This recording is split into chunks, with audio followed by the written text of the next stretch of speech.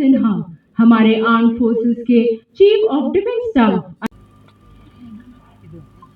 मैं आज अपने आप को खुशकिस्मत समझता हूं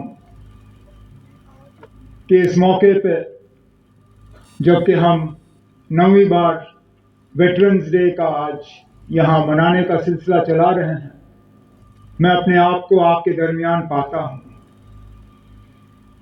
अपने काम के सिलसिले में कुछ ऐसे दिन मुझे मिल जाते हैं जो यादगार के तौर पे फिर हमेशा के लिए रहते हैं।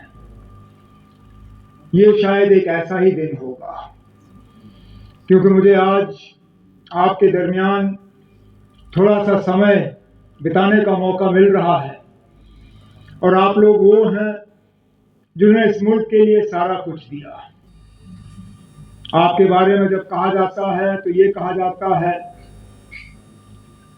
वो कहते हैं जब आप घर जाओगे तो उनको वहां पे बता देना कि उनके कल के लिए हमने अपना आज कुर्बान किया। आप वो लोग हो जिन्होंने अपने कल का फिक्र नहीं किया। आप वो हो जिन्होंने अपनी जान की परवाह नहीं की। आप वो जिन्होंने ये कहा कि मुल्क की एकता, मुल्क की अखंडता के लिए हमसे जो भी कुर्बानी मांगी जाए हम वो कुर्बानी देने के लिए तैयार हैं, और आपने दी भी। आपने अपना फर्ज भरपूर तरीके से निभाया। अब हमारा फर्ज है कि हम अपना जो है अपना काम करें और आपका ख्याल रखें। आपने मुल्क का ख्याल रखा, मुल्क का ख्याल रखते हुए आपने हम सबका ख्याल रखा। हम रात को चैन की नींद सोते हैं ये जानते हुए कि सरहदों पे आप जैसे लोग खड़े हैं।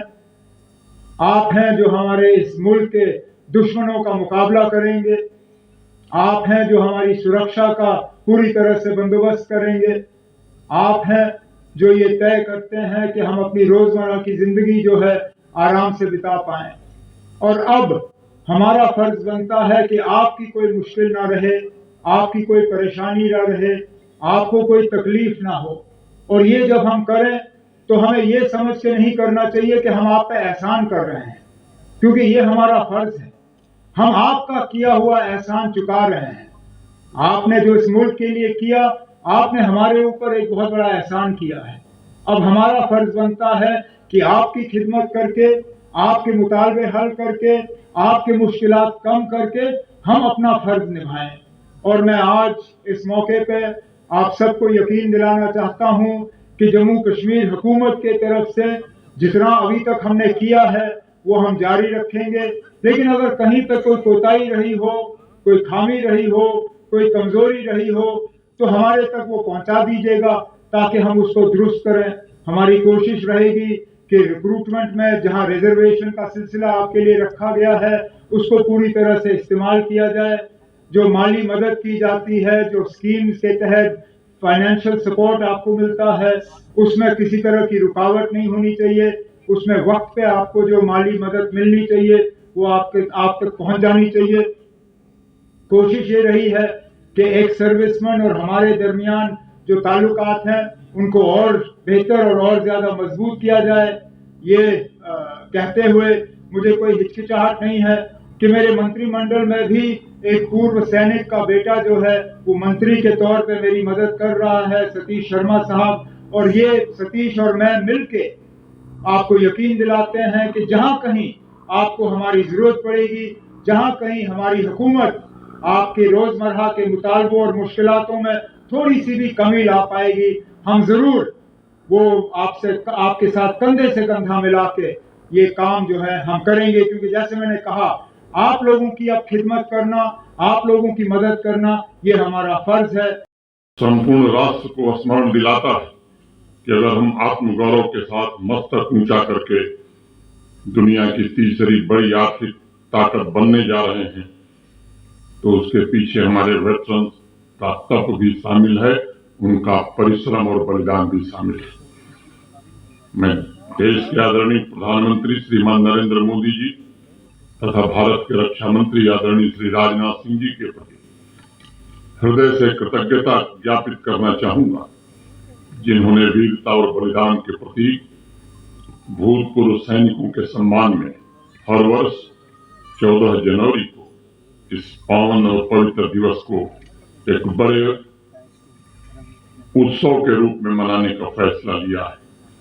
इस दिन हमारी सशस्त्र सेना के प्रथम commander in chief field marshal KM. Cariappa साहब सेवानिवृत्त हुए थे। लेकिन ये भी बहुत बड़ा तथ्य है कि सैनिक तो कभी रिटायर होता ही नहीं। उसका रण क्षेत्र अवश्य बदल जाता है, लेकिन राष्ट्र को वैभव के शिखर पर ले जाने के लिए उसकी जिम्मेदारियां कभी कम नहीं होती।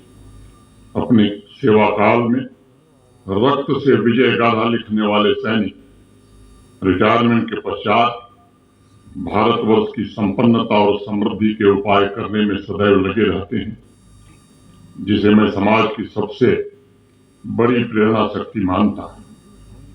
हमारे यहाँ तो हमारी संस्कृति में प्रार्थना भी की गई, वयम राष्ट्रे जागृयाम पुरोहिता, अर्थात हम राष्ट्र में आगे स्थिर होकर सदैव जागते रहें। इस प्रार्थना का जीवन स्वरूप मुझे अगर कहीं दिखाई देता है तो अपने वेटरन्स में नजर आता है, जो स्वयं भी जागते हुए राष्ट्रीय मन को सदैव जगाते रहते हैं और विशाल जनशक्ति को राष्ट्र निर्माण के लिए प्रेरित भी करते हैं। आत्मशक्ति, पौरुष, आत्मनिर्भरता, समर्पण, त्याग, पराक्रम, सेवा और बलिदान, ये कुछ ऐसे शब्द हैं जो युद्ध के मैदान में तो सैनिकों के लिए निर्णायक साबित होते हैं, लेकिन शांति के दिनों में भी हमारे वेटरन्स का अचूक हथियार बनकर सामाजिक न्याय के साथ सर्वांगीण उन्नति का प्रयत्न करते हुए युद्ध में कुर्बानी देकर राष्ट्र ने जो लाभ प्राप्त किए हैं उसे संरक्षित रखने में मदद करती है। आज हमारा देश जिस तीव्र गति से समृद्धि और विकास की ओर आगे बढ़ रहा है, उसमें जल थल नभ में अपने जीवन का हर क्षण खपाने वाले सैनिक, भूतपूर्व सैनिक और उनके परिवारों का बड़ा भारी योगदान है। और निजी तौर पर मैं मानता हूं कि किसी भी राष्ट्र के जीवन में चहुमुखी प्रगति तभी संभव है जब वो सुरक्षा के प्रति निश्चिंत हो। सीमाओं पर तैनात सैनिक राष्ट्र की सुरक्षा और विकास दोनों की गारंटी है। और ऋग्वेद में तो हमारे ऋषियों ने यहाँ तक प्रार्थना की, उच्च यशो महते सौभाग्य, अर्थात महान सौभाग्य के लिए पूरे पौरुष के साथ उठो और उसे प्राप्त करो। इस संस्कार को जीने वाले वास्तव में हमारे वेटरन्स जिस प्रकार भारतवर्ष के हितों की रक्षा के साथ उसके सौभाग्य की रक्षा करते हैं, उसके लिए संपूर्ण राष्ट्र आपका सदैव कृतज्ञ है।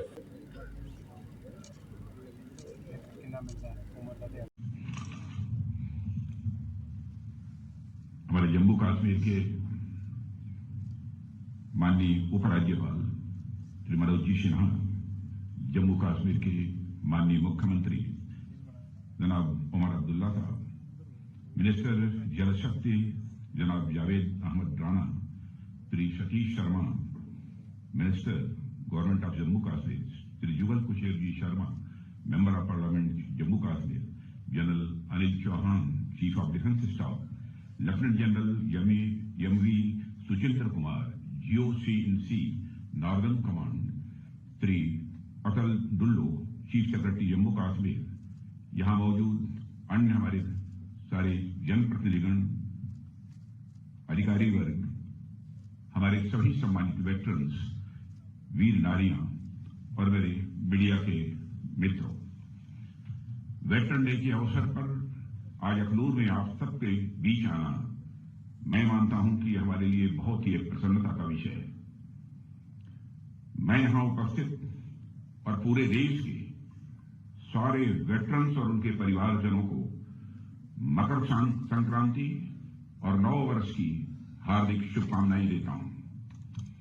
ऐसा माना जाता है कि मकर संक्रांति का दिन अपने परिवार वालों के साथ मनाया जाना चाहिए।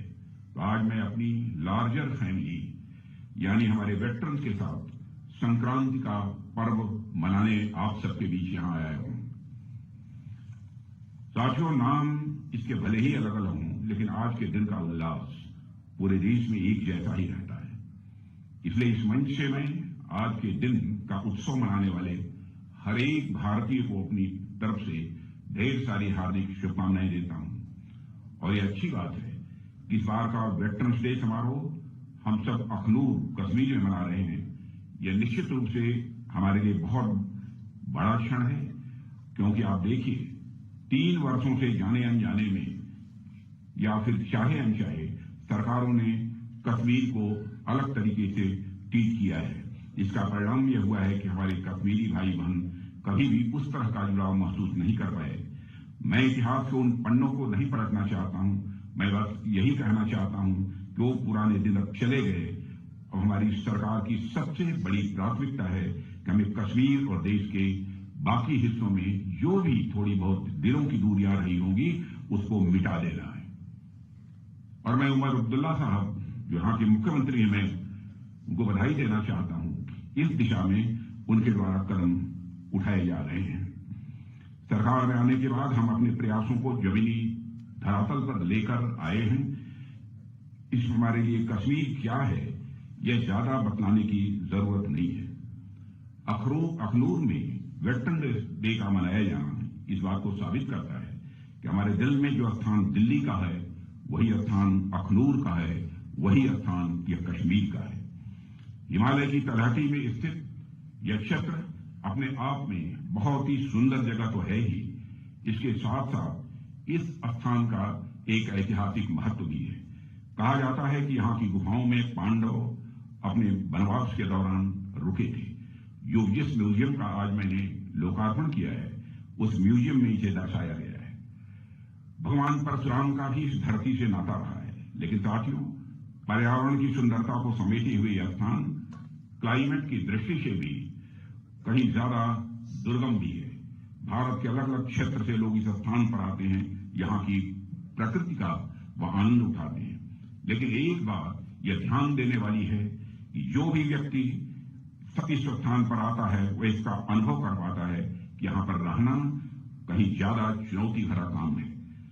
लोग तो कुछ दिनों के लिए आते हैं, घूमकर चले जाते हैं, लेकिन आप सब ऐसी जलवायु में भी, ऐसे माहौल में भी तमाम चुनौतियों के बावजूद एकदम मजबूत मुस्तैद होकर हमारी सीमाओं की सुरक्षा करते हैं। मैं समझता हूं ये अपने आप में बहुत बड़ी बात है। यहां पर हमारे सारे वेटरन्स मौजूद हैं। बहुत बड़ी संख्या में हमारे सेना के जवान भारत की सीमाओं की रक्षा करने के लिए और आतंकवाद को शिकस्त देने के लिए अपना बलिदान भी देते हैं। मैं कभी यदि विचार करता हूं कि क्या कारण है, कौन सी वह भावना है कि हमारे सेना के जवानों को देश की सीमाओं की सुरक्षा के लिए अथवा इस आतंकवाद से मुक्ति दिलाने के लिए अपना सर्वस्व न्यौछावर करने की प्रेरणा देती है, तो स्वाभाविक रूप से मैं इस नतीजे पर पहुंचता हूं। मान, सम्मान, स्वाभिमान हर मनुष्य के हृदय की यह बलवती भावना होती है। व्यक्तिगत सम्मान, मान यह होता है, स्वाभिमान होता है। परिवार का और समाज का जिसमें हम पैदा हुए हैं उसका भी मान, सम्मान, स्वाभिमान होता है। जिस देश के हम नागरिक हैं उसका भी एक मान, सम्मान, स्वाभिमान होता है। मान, सम्मान, स्वाभिमान को लेकर ही शायद यह भावना लोगों के अंदर पैदा होती होगी। हम अपना प्राण न्यौछावर कर देंगे लेकिन अपने देश की सीमाओं की सुरक्षा करके ही रहेंगे, यह संकल्प उनके मन के अंदर पैदा होता है। जिस समय हमको आजादी हासिल नहीं हुई थी उस समय चंद्रशेखर आजाद, सरदार भगत सिंह, अशफाकुल्ला जैसे जवानों ने हंसते हंसते भारत माता की पैरों में पड़ी बेड़ियों को काटने के लिए अपना सर्वस्व बलिदान कर दिया। कौन सी वह प्रेरणा थी जिसने उन्हें अपना सर्वस्व बलिदान करने की भावना उनके अंदर यह पैदा की? वह प्रेरणा थी मान, सम्मान और स्वाभिमान की, देश के मान, सम्मान और स्वाभिमान की भावना, जिसके लिए उन्होंने अपना सर्वस्व न्यौछावर किया। चंद्रशेखर आजाद इसी इलाहाबाद के कंपनी गार्डन में अपनी रिवाल्वर की गोलियों से अपने अंग्रेज दुश्मनों को भूनते भूनते जब रिवाल्वर की अंतिम गोली शेष बची तो उन्हें इस बात की चिंता सताने लगी कि कहीं विदेशियों के रिवाल्वर की विदेशी गोली हमारे जिस्म में प्रवेश कर हमारे जिस्म को नापाक न कर दे। इसलिए उन्होंने अपने रिवाल्वर की अंतिम गोली अपने ही सीने में दाग लेने का काम किया था। तब जाकर यह भारत आजाद हुआ है। कौन भूल सकता है उस अशफाकुल्ला खां को? 21 साल की जवानी थी। मां कहती थी बेटा शादी कर ले, लेकिन अशफाकुल्लाह के दिल में आजादी हासिल करने की दीवानगी थी। बार बार वह मां के आग्रह को टाल देता था। लेकिन अंग्रेजों की हत्या करने के मामले में जब फांसी की सजा हुई, फांसी के तख्त पर ले जाया गया, तो मजिस्ट्रेट ने पूछा, बोलो अशफाकुल्लाह, तुम्हारी अंतिम मुराद क्या है? जो भी तुम्हारी अंतिम मुराद होगी, यह संदेश तुम्हारी मां तक पहुंचा दिया जाएगा। बहादुर अशफाकुल्लाह, राष्ट्रीय स्वाभिमान के धनी अशफाकुल्लाह खान ने मुस्कुराते हुए यह कहा कि मेरी मां की अंतिम इच्छा थी कि अशफाकुल्लाह, उसका बेटा, शादी कर ले। आज मैं यहां पर खड़ा हूं, जाकर मेरी मां तक यह संदेश पहुंचा दे कि तुम्हारा बेटा आज फांसी के तख्त पर खड़े होकर तुम्हारी मुराद पूरी करने जा रहा है। यह स्वाभिमान की भावना थी, राष्ट्रीय स्वाभिमान की भावना थी, जिसने चंद्रशेखर आजाद, सरदार भगत सिंह, अनगिनत ऐसे लोग हैं जिनको कि देश के लिए अपना सर्वस्व न्यौछावर करने की प्रेरणा दी। और मैं मानता हूं कि हमारे देश की सीमाओं की सुरक्षा में भी जिन लोगों ने अपना बलिदान दिया है, सेना में शामिल होने का जो फैसला करते हैं, उनके अंदर भी यही राष्ट्रीय स्वाभिमान की भावना है जो उन्हें प्रेरित करती है। जानते हैं हमारी जिंदगी कभी भी जा सकती है, और इस सच्चाई को समझते हुए भी वह सेना में शामिल होते हैं, अपना बलिदान देते हैं, भारत की आन बान शान की वह सुरक्षा की अपनी जिम्मेदारी का बखूबी यहां पर निर्वाह करते हैं।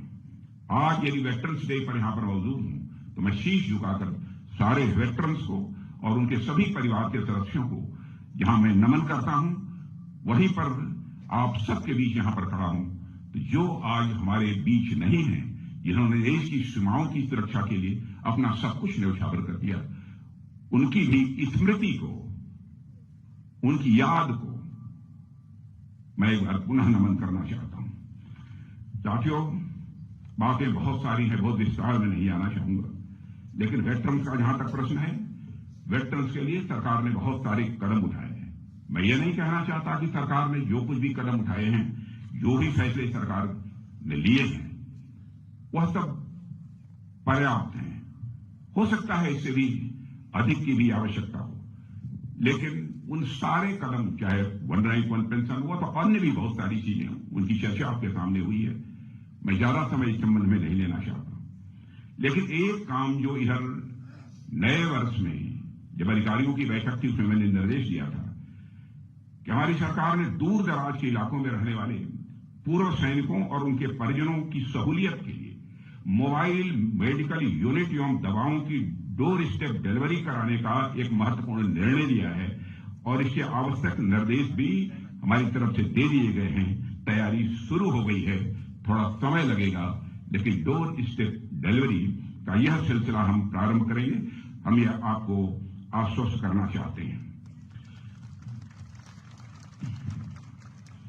साथियों, जैसा कि आप सभी वेटरन्स अच्छी तरह समझते हैं कि 1965 में भारत पाकिस्तान युद्ध हुआ था और उसके 60 वर्ष पूरे हो गए। यह डायमंड जुबली ईयर है, हीरक जयंती वर्ष है। इसी अखनूर में 1965 में बेहद अहम लड़ाई लड़ी गई थी। पाकिस्तान की फौज ने ऑपरेशन ग्रैंड स्लैम के नाम से जो नापाक कोशिश इस अखनूर में की थी, उसे भारतीय सेना ने न केवल विफल किया, बल्कि एक नया मोर्चा खोलकर और आगे बढ़कर लाहौर तक पहुंचने में भी काफी कामयाबी हासिल की थी। 1965 के युद्ध में जंग के मैदान में मिली जीत भारतीय सेनाओं के शौर्य, पराक्रम और यह बलिदान का परिणाम था। आप इतिहास उठाकर देखिए, भारत से हुई हर जंग में पाकिस्तान हारा है, चाहे 1948 में हुआ कबायली हमला हो, या 1965 का युद्ध हो, या 1971 का युद्ध हो, या फिर 1999 का कारगिल युद्ध हो। हर लड़ाई में पाकिस्तान को हार का मुंह देखना पड़ा है। अवैध घुसपैठ और आतंकवाद को हवा देने का काम 1965 के जमाने से लगातार हमारा पड़ोसी देश करता चला आ रहा है।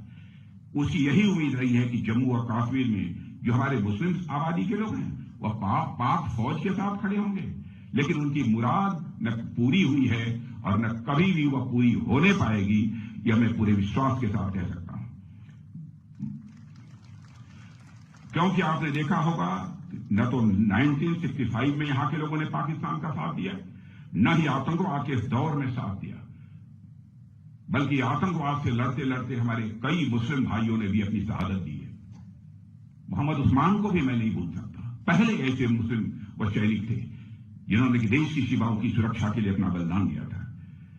पाकिस्तान अपनी तरफ से पूरी ताकत झोंकता है कैसे भारत को डिस्टेबलाइज किया जाए।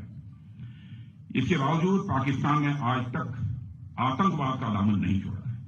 आज भी 80% से अधिक आतंकवादी पाकिस्तान से ही भारत में आते हैं। सीमा पार से जारी आतंकवाद 1965 में ही समाप्त हो गया होता यदि तत्कालीन सरकार ने जंग के मैदान में मिली कई स्ट्रेटेजिक एडवांटेज को बातचीत की मेज पर स्ट्रेटेजिक एडवांटेज में न बदल दिया होता। स्ट्रेटेजिक एडवांटेज हमको मिली थी, लेकिन बातचीत की मेज पर स्ट्रेटेजिक एडवांटेज में हम नहीं बदल पाए। यह आरोप नहीं है, जो हुआ उसके पीछे उस समय उनकी कुछ सोच रही होगी, उसकी चर्चा मैं यहां पर नहीं करना चाहता। साथियों, 1965 के युद्ध में भारतीय सेनाओं ने हाजी पीर पर तिरंगा लहराने में सफलता हासिल की, मगर उसे बातचीत की मेज पर छोड़ दिया गया। यदि न हुआ होता तो शायद आतंकवादियों की घुसपैठ के रास्ते उसी समय बंद हो गए होते, मैं ऐसा मानता हूं। इसकी शुरुआत हमने जम्मू और कश्मीर से धारा 377 समाप्त करके की है। आज यहां हालात काफी हद तक बदले हैं, इस सच्चाई को सभी को स्वीकार करना पड़ेगा। जम्मू कश्मीर बिना पीओके के अधूरा है, भारत के माथे का मुकुट मणि है। वैसे भी पीओके पाकिस्तान के लिए एक फॉरेन टेरिटरी से अधिक कुछ नहीं है। पीओके में रह रही अवाम को एक डिग्निफाइड लाइफ से महरूम रखा जा रहा है। उन्हें मजहब के नाम पर हिंदुस्तान के खिलाफ बरगलाने और उकसाने की कोशिश पाकिस्तान के हुक्मरानों द्वारा यह बराबर की जा रही है। हाल ही में पीओके के इल्लीगल वजीर आजम अनवारुल हक ने हिंदुस्तान के खिलाफ जो जहर उगला है वह पाकिस्तान की ही साजिश का हिस्सा है। पीओके के वजीर आजम अनवारुल हक जो आज कह रहे हैं वही भारत विरोधी एजेंडा पाकिस्तान के हुक्मरानों ने जनरल जियाउल हक के जमाने से चलाया हुआ है। पीओके की जमीन का इस्तेमाल आतंकवाद का खतरनाक कारोबार चलाने में किया जा रहा है। यह बात आज मैं खुलकर कहना चाहता हूं। वहां आज भी आतंकवादियों के लिए ट्रेनिंग कैंप चलाए जा रहे हैं। सीमा से सटे हुए इलाकों में लॉन्च पैड बने हुए हैं, इसकी पक्की जानकारी है। भारत सरकार को सब पता चल रहा है। पाकिस्तान को इनको खत्म करना ही होगा, नहीं तो डॉट डॉट डॉट।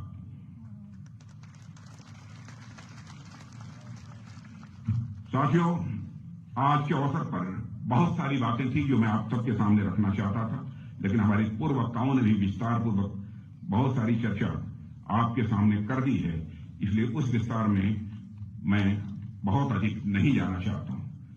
अपनी बात को और आगे न बढ़ाते हुए यहीं पर एक बार पुनः आप सब वेटरन्स जो यहां पर मौजूद हैं, हमारी जो वीर नारियां यहां पर मौजूद हैं, और सारे भारत के जो हमारे वेटरन्स और वही वेटरन्स जो दुनिया के दूसरे देशों में भी रहते हैं, वहां भी कामकाज कर रहे हैं, उनको और उनके परिवार के प्रति हृदय से सम्मान की अभिव्यक्त करते हुए और मकर संक्रांति 9 वर्ष की पुनः हार्दिक शुभकामनाएं देते हुए अपना निवेदन यही समाप्त करता हूं।